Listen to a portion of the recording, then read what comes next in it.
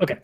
So just for both of us, whenever we watch these matches from now until eternity, whenever we talked about Chris Benoit, we are talking about Chris Benoit, the professional wrestler. I'm not going to talk about his personal life and what happened. I don't think LK is going to talk about it.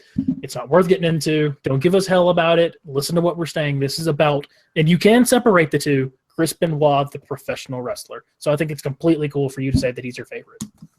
It is, and it's obviously, it's like you don't go around bragging, okay, Chris Benoit's my favorite pro wrestler of all time, but in the end of the day, that guy he's fluent, he's smooth, everything he did in that ring looked like he wanted to kill. Oh, fuck's sake! He wanted to. I just went on this tirade and fucking defended you, and then you pulled this bullshit.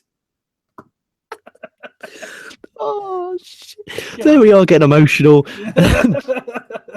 Oh, but he is one of the most fluent, crisp, smooth, psychology-based storytelling legend. Mm-hmm. He will not be in the Hall of Fame. I know that. Okay, I'm not an idiot. And the people out there who think he'll be in the Hall of Fame, shut the fuck up. You're wasting valuable oxygen. Yes, and genuinely, he probably doesn't deserve to be in it. No, unfortunately, he does not deserve, because of, it would look bad on the company. Like maybe in like 100 and maybe 300 years, he may be in there. But in our time and your time, listening right now, it won't happen. It will not happen. He may go into a wrestling Hall of Fame, but it will not go in the WWE Hall of Fame, because no matter how great matches he had, he will always be remembered to the casual eye as the guy that killed himself and his wife and family. And it took me a while. Imagine I was 11 at that point, going on online, and I remember that specific day, and my cousin said, because he was a bit older than me, he said to me at school, he said, "Did you hear about Benoit?" I'm like, "What do you mean, do I hear about Benoit? What's he done?" Because obviously I was at the age where I couldn't stay up and watch pay-per-views, because pay-per-views are 1 to 4 a.m. So I waited the next day. So I had to wait the next day to watch it.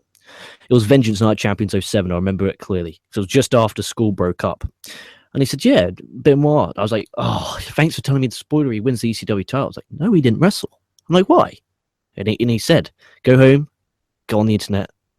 Oh, I remember going on the internet, going on the old W.com, and it said, and just the feeling of just, that's your hero. At that point in time, had the news broke that what had happened, or just that he had died? It was the whole thing. Gotcha. Knowing that's the guy that, from the very first ever wrestling show I watched in Royal Rumble 2001, Benoit and Jericho, I would say, is the match that got me hooked on pro wrestling. I owe everything I have now to that match. If that match wasn't good, I would have stopped watching. And it was spectacular. And then to see your hero, the guy you've looked up to, the guy you respect, the guy you had shirts for, do that. You get questions like, okay, is what he done wrong, or was that right? Is this part of the story? You're 11 years old and you're on W's website and is saying that. Are you thinking, is that part of the story? You're 11 years old and you don't know what to think. And then Vince comes on Raw saying, and then the next night he's saying no. And then now he's erased from history. Dude. Oh.